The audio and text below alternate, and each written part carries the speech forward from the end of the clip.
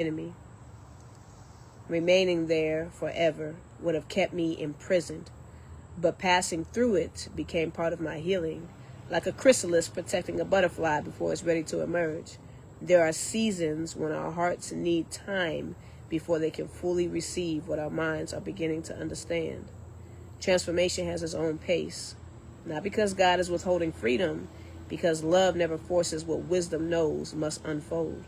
This chapter isn't an invitation to judge yourself for where you are. It's an invitation to become curious, to ask yourself gentle questions, to notice the places where fear has been protecting you, to thank those survival strategies for carrying you this far, and then, when you're ready to, lovingly release them. Because healing isn't measured by how quickly you face the truth. It's measured by what you do once love makes the truth feel safe enough to hold. There is one thing I hope you carry with you after closing this chapter. It's this. God has never been waiting for a perfect version of you. God has always been patiently walking beside the real one. And perhaps that's what healing has been all along.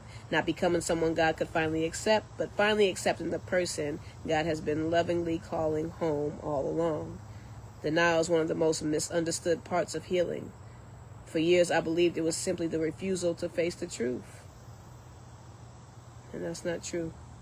Sometimes it is protection. It's not rebellion. When something threatens to overwhelm our hearts, our minds, I have an incredible ability to slow the process of fully receiving it. Not because we're weak, because we're human. That doesn't mean denial is where we're meant to live, but it may be where we begin.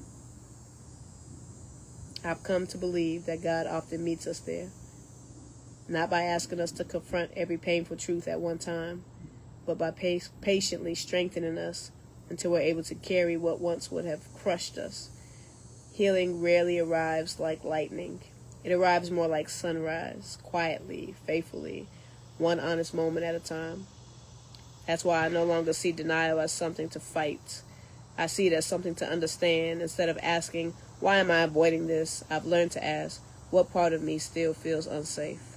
That question changes everything, because healing isn't only about discovering the truth. It's about becoming safe enough to live it.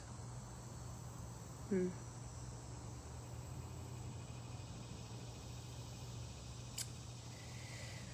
it starts to get real. I love y'all. Thank you for taking these breaks to process from painful to peaceful with me.